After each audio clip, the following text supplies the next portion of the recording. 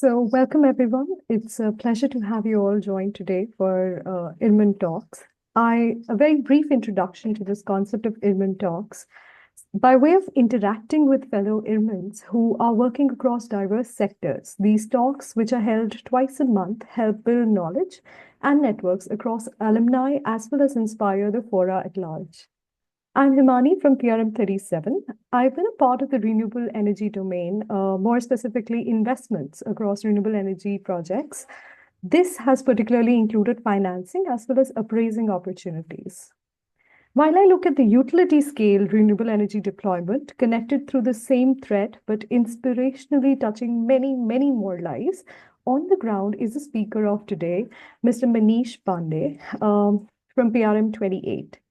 Mr. Manish is a distinguished development professional in the specific domain of promotion of sustainable energy solutions. His area of expertise is off-grid rural electrification and distributed generation, as well as clean cooking. He began his career with Terry in May 2009 and was involved in projects related to technology and market assessment of renewables and improved biomass cookstoves, apart from training and capacity building of stakeholders in distributed renewable energy. Currently, he works as a national coordinator for UNDP JEF Small Grants Program. He is responsible for building capacities of grassroots organizations who can work on several aspects of environmental conservation. Prior to this, he was a fellow and area convener for Center of Rural Action, under which Terry's flagship program label is hosted, a project where he's definitely worked extensively. Over his stint of almost 12 years, he has collectively implemented projects related to clean energy, covering lives of more than 4 million people across different states of India and countries in sub-Saharan Africa. So without further ado, I hereby invite Manish to shed more light on his efforts that light a million lives today. Welcome, Manish. Please take over. Thank you so much, Himani, for this very wonderful introduction. I also welcome all the participants for this session. Uh, for me, when we started this journey, after IRMA, I came from rural background and I understood the challenges that are being faced by the communities there. So considering their challenges, we thought that this initiative, this how this lighting a billion lives can actually improve the livelihoods, improve the life condition of the poorest of the poor, and that is was the main reason I joined this initiative called Lighting a Billion Lives. Before that, actually, I was in different, completely different domain. My background was not at all engineering. I was from a service background, hotel management background. So this was a completely new challenge. But I think why I came to this particular area of work is understanding the challenges and how we can actually make some difference to the people's life. So that was the whole reason for coming to this and joining this campaign called Lighting a Billion Lives. So, Manish, what is this lighting a billion lives really about? What does it really span? And what are the kind of innovations one can look at when it comes to lighting a billion lives?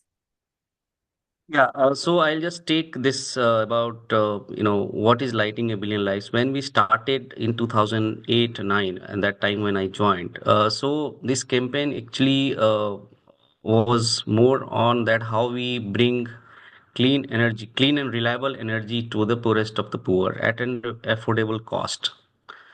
So those times, more than 40% of India's population were actually living in dark, and those days that those people were using kerosene for lighting, etc.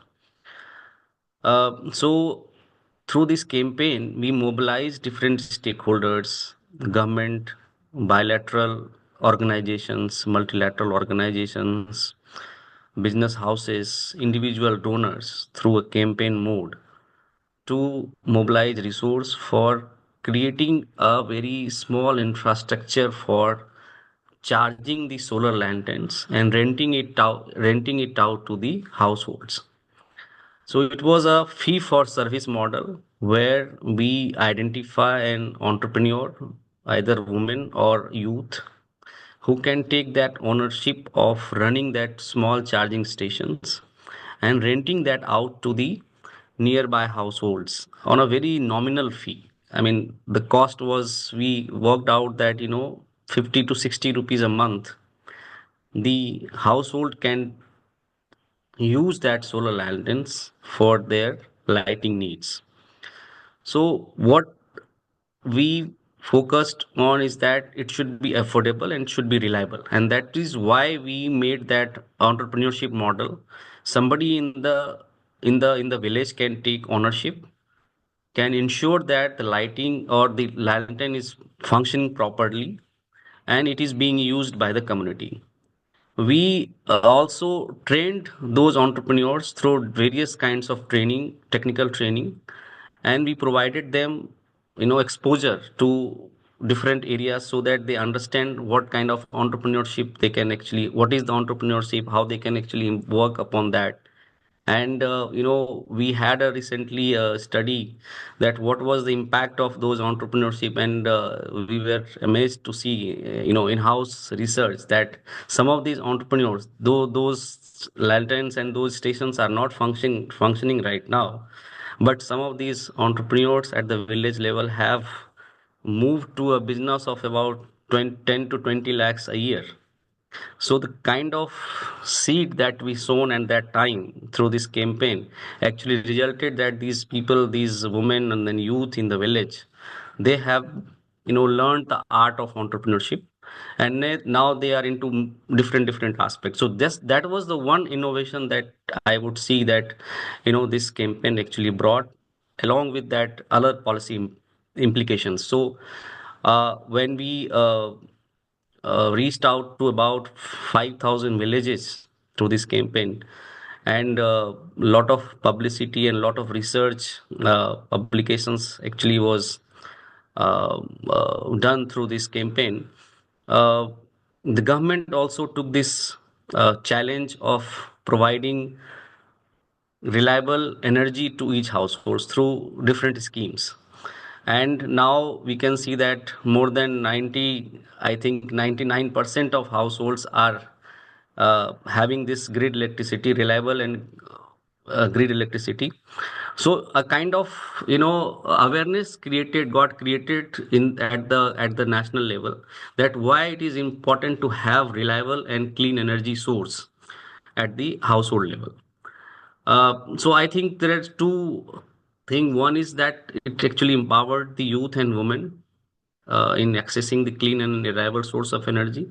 And second is the policy implication, in terms of it created a kind of impact that government also took this very seriously, and came out with the important schemes to provide clean and reliable source through grid electricity to all the households of our country. So that was the two, I would say, innovations. So I think this campaign would really sort of, explain that you feed a man a fish, you feed him for a day, and you teach him how to fish, you feed him for a lifetime, right? So, Correct, correct. Yes. from Terry to UNDP today, what kind of a journey has it been? What kind of challenges have you seen, and what kind of path has it been in terms of touching more lives through your work? Yeah, so I think 3 years back, I have taken this role of UNDP Jeff project as national coordinator. So this role particularly involves lot of other activities related to environment protection. So it's earlier my role was only limited to, the more focused was on the energy access, how we address that energy access issue in India to that campaign. So now my role has been more on, on creating awareness not only on the lighting but energy access, but also on how we actually reduce the desertification, how we improve biodiversity, how we improve agriculture practices, how we reduce marine plastics pollution, improve the ecosystems of different areas, so my role has been more now broadened in terms of looking at different aspects of environmental issues that are being faced. So, through this program, I am getting the opportunity to work with more than 60 organizations all across the country who are working on different aspects of ecosystem conservation. Again, the common thread is the community, uh, because what Irma has taught us that how we understand the challenges being faced by the community and what kind of changes we can bring to their lives. So designing the projects which actually brings not only their improve their livelihood, but also incentivize them for ecosystem restorations. That is what we are trying to do through this small grants program. And over the years, last 3 years, I think we have touched more than 1 lakh households through this program. Some of them are actually doing improved agriculture practices. Some of them are involved in marine based ecosystems restoration. So there are multiple kind of activities being implemented through this JF Small Grants program. And my role has been more on how we empower the community, how we empower the grassroots organizations, NGOs, and bring the issue of environment challenges, uh, so that they can actually act on those issues. Uh, Roughly, we fund them through seed fund of about 40 lakhs, and through that fund they also mobilize the resources from other government schemes, and then it becomes a kind of a big amount, about a crore or so, and then they implement projects with the community. We have engaged with the UNDP in this. So UNDP is the main body for funding all the activities, and we are working in 5 states as of now. So I think for me, the journey from the energy access to the to looking at the different other aspects of environment has been kind of earlier it was a little bit more challenging. Now I have understood, and now I am able to actually drive all these initiatives which can actually improve the lives of people as well as conserve the environment. So that has been the journey, and that has been the change in last 3 years. So I think all of us have been sort of exposed to this sustainable development goal, that we as a community should be looking at, as a global community rather, should be looking at. How do you see these? How do you see the efforts of these different communities merging towards a sustainability goal, if I may? Uh, with everybody working towards their own personal incentives, how do you see that this common goal really works out uh, across different stakeholders that you engage with? I'll take this, there are two things. One is sustainable goals, and one is that what kind of environment challenges our planet is facing right now. So in terms of sustainable development goals, we have definitely made several improvements. There have been a lot of achievement in the on the SDGs. But many of the SDGs, almost 14 of them, are actually linked with the environmental concern. And in that direction, I think the at the global level, things are not going right. We all know that what sort of policies are being adopted by the US new government, and other uh, countries as well. So things are not going right. Already we have crossed the 1.5 degrees Celsius of climate, degree of, weather, where, 1.5 degrees Celsius of temperature has already increased. So there is a imminent, attention needs to be given how we actually change our policies, which can bring substantial improvement on various aspects of environmental, for our planet. Basically, we have only one planet, and the efforts that, through these small projects that I was just mentioning is very minuscule. I mean, that's like nothing can be done. I mean, very little things can be done through this. So I think how we actually align the policy at the global level, how we come together to make sure that, whatever uh, actions we take is actually benefiting our planet. Uh, the impact of all our actions are actually, we have seen that, are, being faced by the vulnerable community at the ground.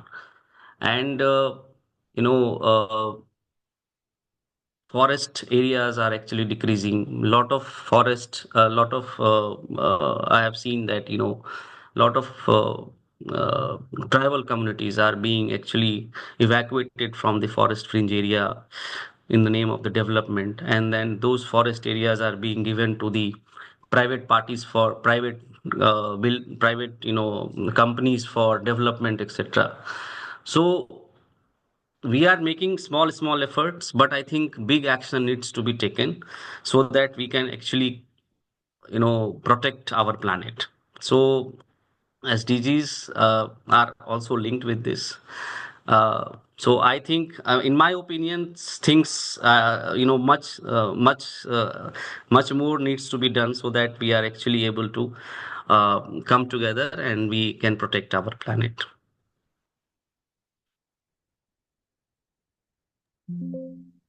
So what does a typical day at work really look like for you? And how do you see your efforts being channeled towards this common goal? Um, For me, basically, typical day is that how we, we normally work with, as I said, 60 odd partners. Uh, my efforts have been more like, ensuring that activities that they have planned are actually being undertaken or being implemented uh, on ground. Uh, with the best intention. So many a times, working with the grassroots organizations, and when especially when you are at a remote place, or uh, you know making sure that the activities or work that needs to be undertaken, suppose for plantation. So if so much hectare of plantation needs has to be done, so how we actually ensure that actually that hectares of land have been covered through plantations. So making that system actually works, how we do the monitoring of those activities, how we motivate the community as well as motivate the organizations, that why it is important for them to undertake these activities. So there are different means. One is that first you motivate the partners to undertake, then you do the monitoring, and then you take the reporting of that partners, so that they are actually aligned with our objective of ecosystem restoration. My typical day is mostly, with meeting with the different NGO partners all virtually, have a plan of action, understand their progress, understand that what kind of challenges they are facing, and also I make sure that I make visits to all these partners very often, at least quarterly, to all these partners, and provide them hand-holding support or necessary guidance on ground, provide them necessary linkage with the district administration or with the other agencies who are working on ground, to ensure, to ensure that the work is actually implemented in the best possible manner. Uh, in this project, in this small grants, we have Ministry of Environment also, one of the nodal agency, and they're also supporting this entire work. So we also take support from the ministry as and when it is required, to make sure that things are implemented in the best possible manner. One of the best aspect of this program is that we have a community based approach, where first you identify the needs first of the community, then you identify the threat of that ecosystem, what kind of a threats are there. Suppose there is a monoculture of there is, or suppose there is a too much of chemical fertilizers are being used. So through these NGOs, we create that awareness, why the ecosystem, why the uh, you know why it is important to reduce the use of chemical fertilizers, why it is important to go for biofertilizers and other means, so that we can reduce stress on our environment. For similarly, for if there is a too much of forest cutting by the community, we create that awareness, that why it is important to protect the trees and do the plantations. So through that consultative approach, we come out with plan of action, and then the things are funded and implemented on ground. So there is a ownership by the community, and there is an involvement of the local NGOs and local panchayat leaders and government, to make sure that the project, when it is actually implemented, actually sustains for a long time. It should not just evaporates after the project is over. So that kind of innovative aspects, you know uh, I am trying to build in, so that if project is there, then there should be some continuity, there should be some sustainability, and even after the project period is over, that NGO can take forward that work through the different agencies, with the support from different agencies. Inspiring, actually. So, when we're talking about a consultative and a community-led approach, uh, I think a major player across this sector is definitely the private sector also. Do you see the private sector's participation also in your domain? And how has it spanned really? Like with the CSR policies coming in, do you see any sort of, CSR money being put in? Is it namesake, or is it really like making a difference? How does this really pan out? Yeah, I think thanks for putting this question. I think private sector role is important. I can't say that it's not. It's very important. Some of the agencies are very serious. Some of the CSR partners are very serious, and they also understand the issue, and they are more than willing to support some of these initiatives. Uh, and we have got uh, good support for different initiatives under this ongoing efforts that I am taking forward. However, I think not all the private partners are same. So we, screen out that who should we partner with, And we have got some good agencies like HCL Foundations, ITC, Reliance Foundation, to name a few, who have actually supported some of these initiatives where marginal communities are involved in ecosystem restorations. Uh, I think, but again, I would say that, from my point of view, the problem is very huge. It's not a, I mean, there is a, it's not only, I would say that sufficient, only CSR money of 2% is not sufficient for this. It's a kind of a question of our existence. Uh, we can, we ourselves can see the increasing pollution level in Delhi. But nothing is happening. There are many efforts are being made, but there is no improvement. But just consider, we all are getting the salary, and all our the businesses are going as usual. But just consider the situation where farmers have got the flood, and their all entire, their income for a year has gone away, washed away due to the flood. Or maybe there is a dry season, there is no income for the farmers. So the most vulnerable people of this crisis is actually the farmers, or the people who are living in the uh, tribal and rural areas. So, how we create that kind of I would say, uh, mobilizing that resources and kind of attention that needs to be given to this kind of issue. I think we need to think on this. And all said and done, the efforts, or I mean, efforts that are being put in by the private sectors, that needs to be increased multifold.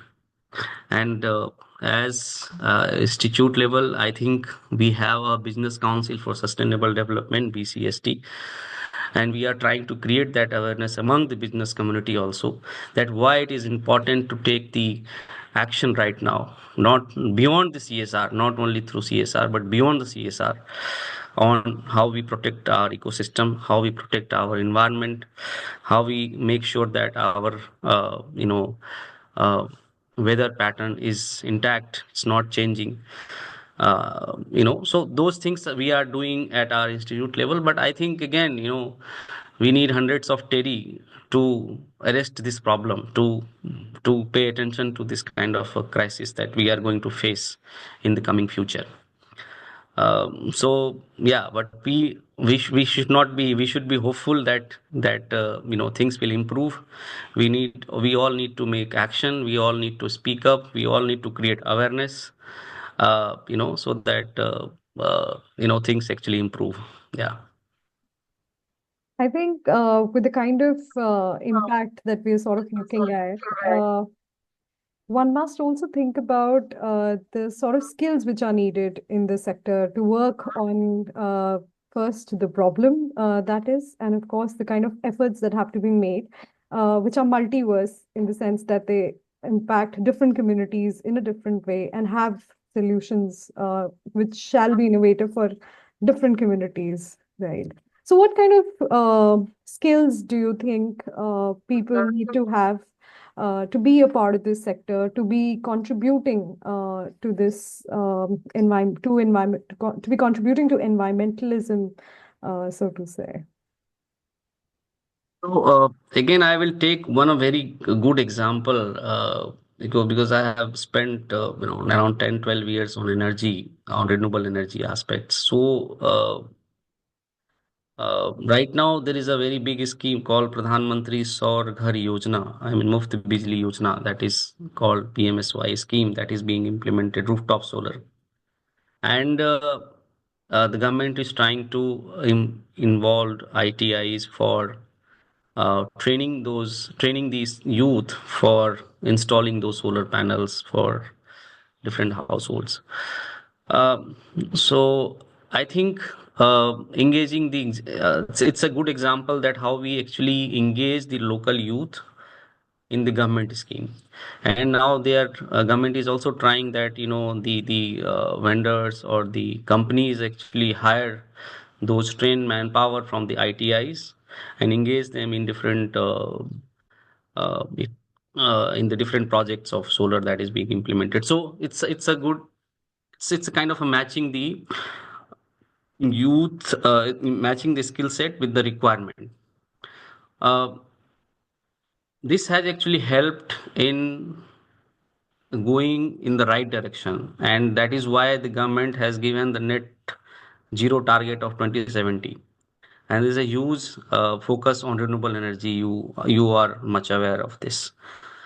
uh, but I think the same kind of skill set and same kind of awareness is not there in when we talk about improving the agriculture practices or ecosystem restoration, or in terms of protecting the forest fringe area.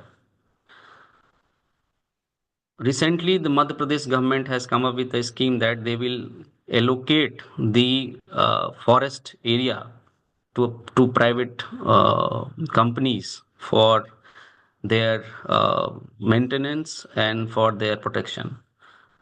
But I again, there is a lot of uh, skepticism around that policy, that how this private sector is going to maintain those, and what are kind of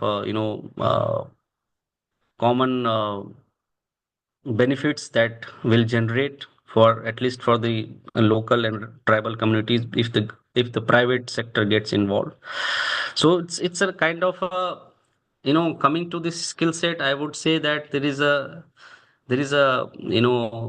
more focus needs to be given to the more focus needs to be given on the policy making, that how we make the policy which actually incentivize the local community, incentivize the the stakeholders who are involved in the protection and maintenance of the forest area.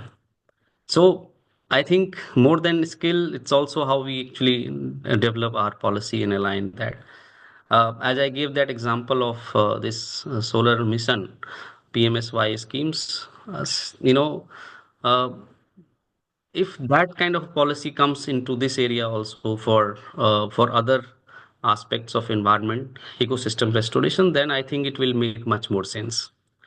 So in a way, there is a, that lot needs to be done for this area as well. So I think, I mean, of course, a lot needs to be done, and for somebody who is working on a path towards becoming a part of this community that helps touch a billion lives, how do you think this can be an orchestrated path as a career rather than serendipity? How does one really work on towards, becoming a part of this domain that you are in? It's a tough question, though. I think for me, if I talk about myself, it has been just that our thinking or our value system actually aligns with the organization's value system. That what IRMA has taught us, like, care for the community, care for somebody, if you can make some changes in the people's life. And through this, when I started, as I mentioned you earlier, when I started, that was that I was able to do through this lighting a billion lives program. And then later on, through this program of UNDPJF also gave me that opportunity, that I would say that I am fortunate that I got this, that I can actually work with the community and bring some changes to their lives. And I don't know, I don't compare, like, but it's very tough nowadays. I see that a lot of, I mean, very rarely people go for the development sector, the young Irmans, and they are all aspiring for higher big companies. So it's nothing is wrong, but I think this sector has also a lot of opportunity. There is a, if somebody has some research bent of mind, somebody has development bent of mind, do want to do some uh, you know activities or action on ground, I think this is the area to be in. And it's going to be, I mean, more talented people are actually required in in this sector.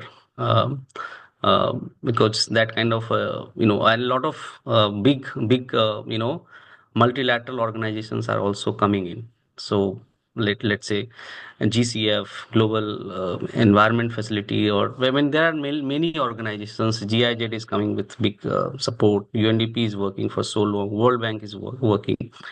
So there is a plenty of opportunity, and if somebody is interested, then definitely it's a good path. I am stuck, and I am actually continuing with this work for so many years. But I think I also see there's a lot of opportunity, and I do not repent, or that I didn't go for big corporates or something, because I think that particularly this has given me a lot of satisfaction in terms of that I have been able to make some changes. I just forgot to mention you that most important work that I did with Jivika in Bihar as part of Lighting a Billion Lives, that we created around 250 women entrepreneurs. Today is International Women's Day also, so it's a very right opportunity. So we created 250 women entrepreneurs where they were trained to provide, energy services in their villages through solar home systems and improved biomass cook stoves. And we were able to touch about 50,000 households through this program. And we also linked that with the carbon credits, where the women and the beneficiaries actually got the incentive of carbon credits being sold from getting out of this reduction through this project.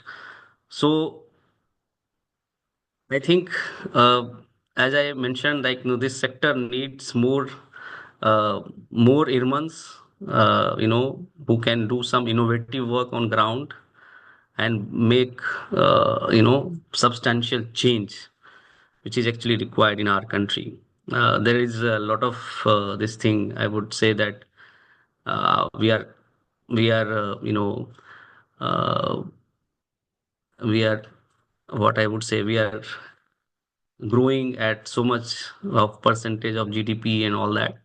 But I think we also need to bring and work a little deeper, and actually work for the poorest of the poor households who are actually needing this kind of support from professional like us. I'll stop here. Yeah. Thank you so much, Manish. I think when you talked about touching a billion lives, talking about women entrepreneurs and charging stations in villages, I think, and then you talked about carbon credits. I think we've sort of bridged the gap between how communities have to be connected with the world today to have them move towards, uh, so to say, development. Uh, it was definitely inspiring to have you talk about your journey and about the work that you're doing with Terry. I would now invite questions from our audience for Manish. So, yeah, the floor is open for any questions that may be.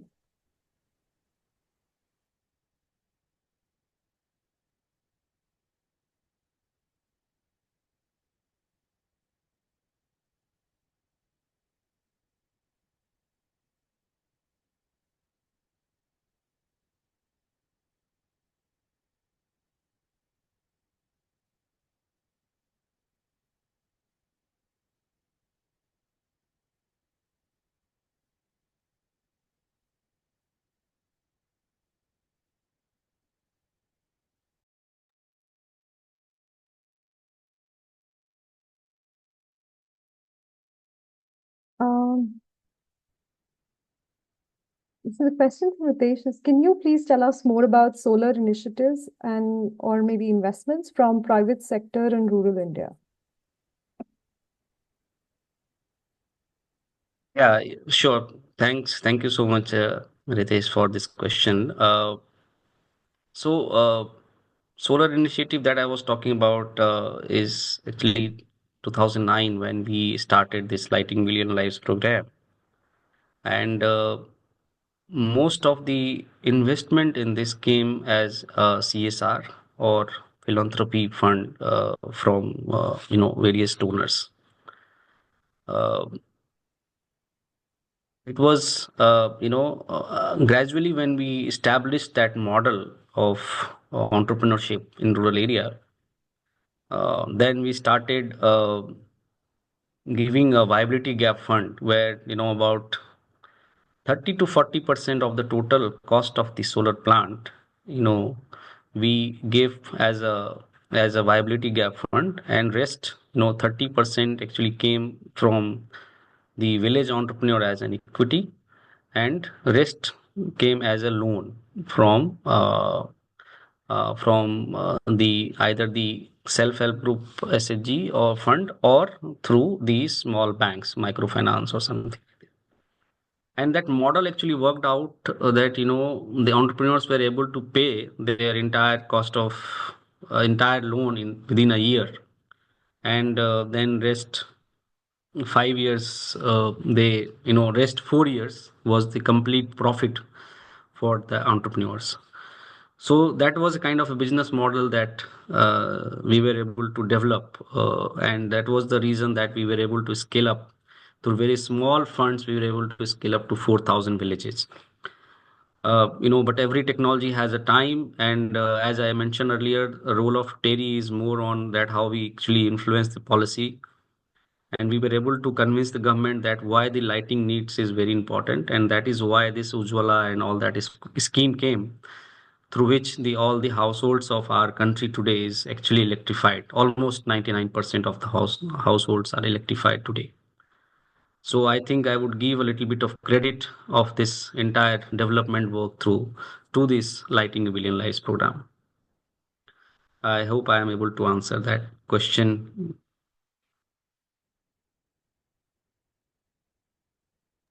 Yes, you did. Thanks, Manish. Yeah.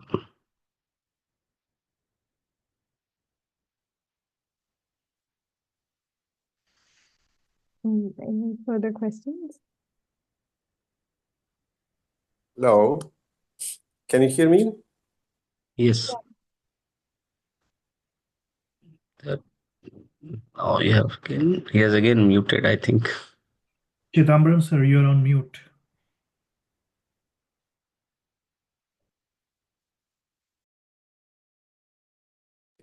Okay, so can you hear me now? Yes, Hello? we can. Yes, we Okay. can. Okay, okay. Actually, I could not put on the video, but I am talking. Okay, so in terms of carbon credit, so what is the problem? Why it is slow? Why the carbon trading is not taking up? Yeah. Thank you, sir, for this question. Ah, Actually, carbon credit, there are, multiple themes where carbon credits are being generated. One is the energy, how we improve that, reduce the carbon through energy saving or efficiency, improving efficiency. And another is, carbon credits through the nature-based solution, NBS, in agriculture sector.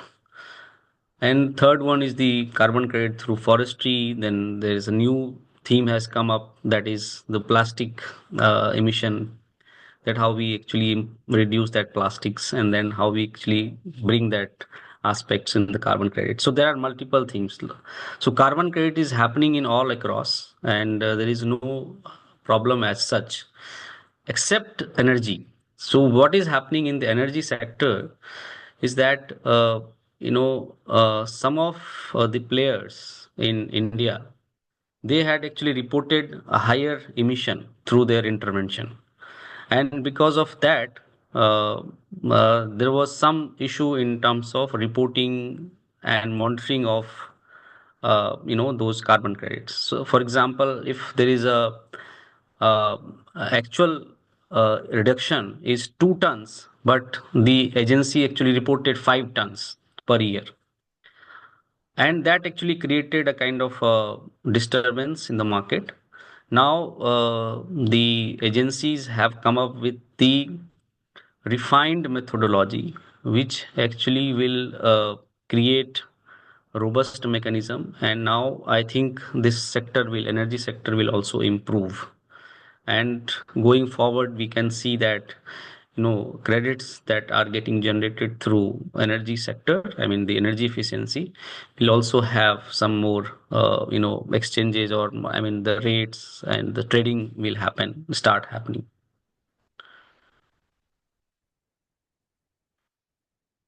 Sir, you are muted actually. Yeah. Okay. Okay. Can you hear me now? Yeah. Yeah. Okay. Is there a possibility of using AI or the satellite technology or whatever to make this monitoring very effective, so that carbon credit, this type of things can take off?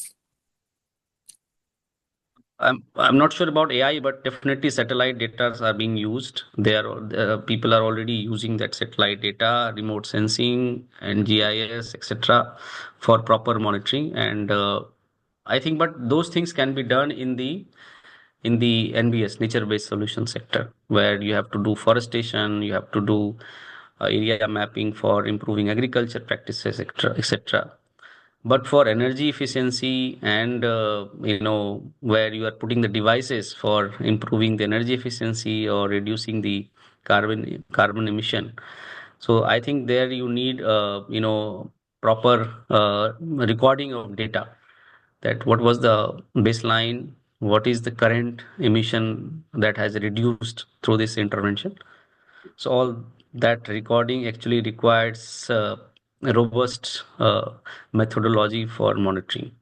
And I think people have actually worked on it. And now the Vera has come up with the IVCM 005. I think that is much more robust. So things will actually improve there. Sorry, one more question. Sorry. The social forestry scheme was there for some time ago. And then is it still, it's a good idea to go for this social forestry?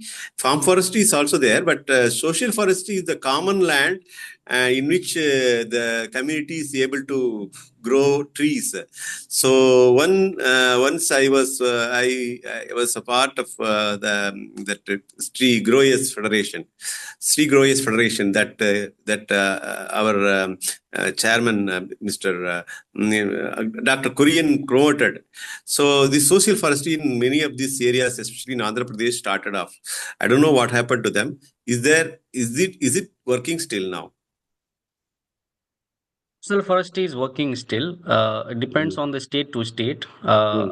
I Mm. will give you example of Tamil Nadu, where social forestry is working, and they are doing the plantation on the temple land that they Yeah. call temple land. Yeah, so it's also a common land where people are actually doing the plantations, and we are also helping them in registering them through carbon credits, so that community get that incentive for over a long period of time. Oh, okay. Yeah, yeah. There are a lot of temple lands earlier being taken by these political parties. Now they are recovered these lands because of the court orders, and they do not know what to do. So now Yeah. retail forestry has come. So they said, okay, we'll do something about this forestry. They're saying they are giving, actually, the forestry department is giving the seedlings free of cost. So they are now planting all these things. Yeah. No, I think that's a very good model and a very good way for plantation. I think if that can be mobilized, there is a lot of opportunity for Yeah. generating this Yeah. credits also, carbon credits also. Yeah, Yeah. yeah, yeah. Actually, when this is the idea that somebody started, because we recovered, court has given this many of this land, at least 50,000 hectares have gone. Okay, and then you have around 7.5 lakh hectares still there. So these lands have been slowly been by court orders have been come back to the temples. The temples do not know what to do. So now somebody gave an idea, so let us plant trees. So they're giving that this is what is happening. It's not. It's happening out of after compulsion. Oh, okay. If it is vacant, then somebody will occupy. If there are a tree, then they will think about what to do about this. So that Right. So if you can mobilize, then we can connect offline and do some work together if you are interested. okay, sure. Thank you. I think sorry with the flooding with so many questions. Yeah. No problem. Okay, thank you. Thank you. Okay. So,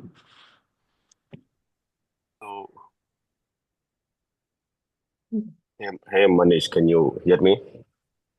Yeah, hi Rajesh. Yes. Long time. Nice to see Yeah. you, mate. Okay. Hey, my Same here. question is very simple. So I work with a lot of SMEs.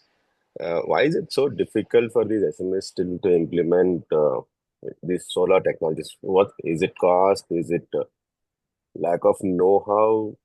Uh, the benefit is very clear. So what is stopping? Because out of let's say 100 SMEs that work with me today, hardly, I mean, a couple of them are using solar technologies and the rest of them are not. While the upside is so clear. Very good question, Rajesh. I think uh, it's very clear now that solar is very cheaper than the other source of electricity. Yes. And Himani herself are investing in a lot of funding, a lot of projects on the grid connected solar and all. Yeah.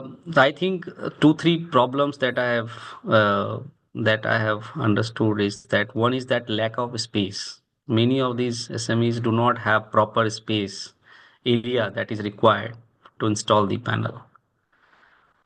So that is one issue. Second issue is that in many of the states, what the policy is of is not net metering but gross metering. So what is the difference is that the electricity that they generate is actually you know they do not get any benefit for extra energy if they if they generate in that I have seen in some of the states. This I don't know. Uh, Yeah. Mm. yeah. So it's kind of also a disincentive for SMEs that if I my factory is closed for 2 days, then why our energy will get waste. It will not get into this to our credit.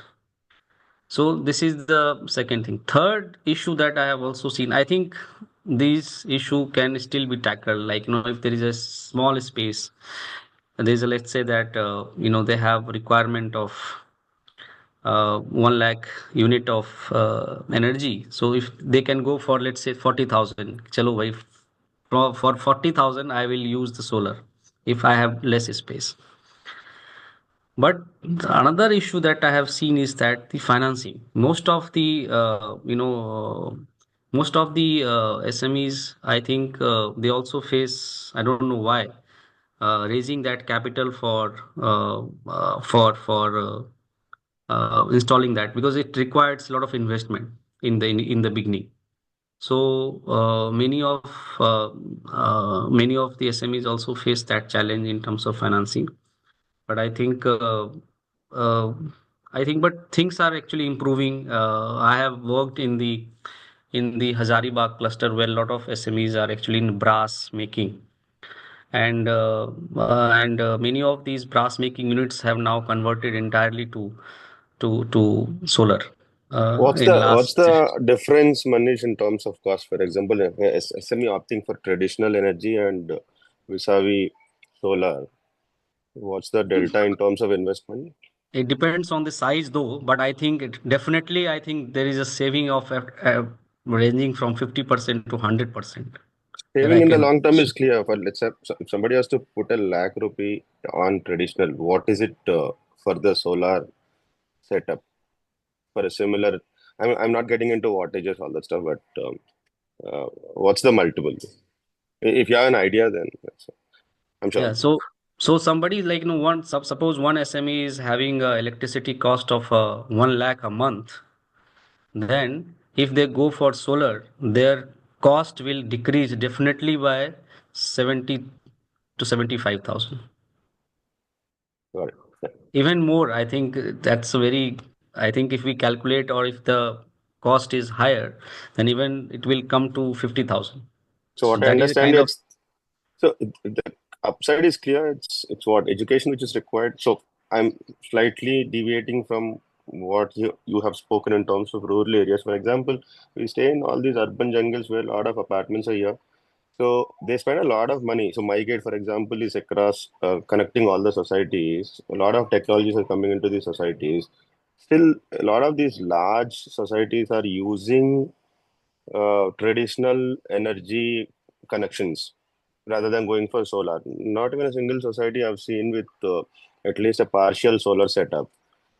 Solar these days in urban areas seems to be a little fancy setup rather than really inclined towards saving energy. So that's an observation, not a question. mm, I'm true, sure true. people like you should influence policies in the coming days, and I'm sure inspiring work, Manish. Proud of you to see talking about these things. Thank you, Rajesh. We'll connect sometime offline Uh, soon. Yeah. I'm not sure, sir, if I'm supposed to intervene, but yeah, I mean, coming from the similar background, I would want to shed some light. So I think while we talk about rooftop solar, which is an option for a lot of SMEs to go for, there's obviously off-grid technology which is available for solar offtake that they can opt for. But then, of course, again, there are the hindrances that for you to become an off-taker for such uh, a purchase of power, you need to have certain credit rating so that a power producer which is going to set up a big plant can supply that power to you. And the multiple definitely is big. It depends from state to state, but of course, there's a lot of saving in per unit electricity cost. So I think financing is definitely one of the biggest hindrances. And second, of course, the sort of documentation that goes into it. If you look at the sort of schemes which are provided by the government for one to set up distributed solar energy generation at the rooftop, I think that getting that sort of subsidy requires a lot of paperwork. So a lot of people uh, are hesitant in getting that sort of procedural. But solvable, right? Solvable. Yes, definitely solvable, especially with off-grid offtake. It is, yes. Thanks, thanks. Thank you so much. Do we have any further questions from the audience? Sorry, is there one more question? Sorry, I'm okay. So actually, in my village, we have installed the solar panels, all the street lights. Okay, but there are discouraging words from some of the people saying that this which is only for 10 years and afterwards you have to replace it. Is it true? So, panel is definitely for 25 years. Yeah, Ah, battery, I think it must be, there will be battery. So I think battery needs to be replaced in 10 years. That's true. okay, only battery, not the Yeah, panel. not the Okay, panel. Or maybe okay. lights, lights also gets, Light, okay, once or twice it goes. That we already know that. But yeah, the person battery. who actually is a electrical contractor, he says it is all waste. After 10 years, you have to throw it off and then you have to install new. This is what he is saying. So other villages are just hesitant to follow our example. So that's what I wanted to know. So only Mhm. the battery which will be replaced, right? Yes, yes, battery. Yes, yes. Okay, okay, okay. And Thank you, thank and you, also the thank you for that. module guarantees, I think, stand for 10 years. Maybe that is the reason that the warranties are applicable for 10 years. I think that is also one of the reasons. Warranty is there. That Yeah. we already know. But this person who is spreading the news, saying that this all only for 10 years. Afterwards, we have to. But now our village is completely with solar energy, solar panels, and then we don't have to wait for electricity to come every day. We have to wait. No, it's not there. So people are very happy. But still, the threat is there. They're saying that after 10 years. Let us see after 10 years. Now only we have crossed fourth year. So we reach there. Let us see. Okay, bye. Good, Thank you. good, good. Thank you. So I also have one question. Hi, Manish. Hi, man. Good to be having this conversation with you. Uh, just tell me, although we understand there are so many manufacturing plants that have been set up by biggest of the corporates in India. So let's say if someone wants to have thousands of installations, smaller modules, let's say for example 1 kVA installations, hybrid models, let's say 10,000 installations. So would it be beneficial for them to source it from Indian manufacturers or rather import it from China? What's the cost difference, or maybe any anti-dumping duties regulations are in place? See, there is two things that has come up. One is that there is a domestic content requirement, DCR. If you if you want to avail the government subsidy, then you mandatorily need to use that domestic content DCR panel. And that DCR panel and the non-DCR panel cost is about 10.5 to 11 rupees, depending on the brand, is more than per watt. So for 1 kilowatt, the cost difference comes to about 10,500 to 11,000 plus GST. Mhm. But if you are not interested in the subsidy, you want to do it on your own, the installation as a private player, then you are free to import. And uh, even after importing from China, the cost will be less than the Indian manufacturers for non-DCR component. So let's say for non-DCR, the bulk here is about 14,500 per watt, per kilowatt. There you can get about 12,000 to 12,500, even less than that. I'm not sure about the commercial aspect, but this is just a rough estimate. So you can get less on the lesser price from China or some other countries. Okay, great. Thanks. And just another very serious question. Do you intend to celebrate 20? He left. I could not get his question though, but I'll just talk to him maybe offline. I was not able to understand his question.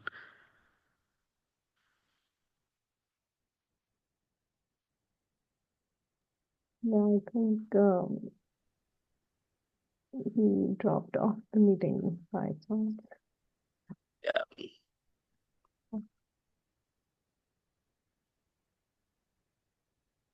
Any further questions, if I may?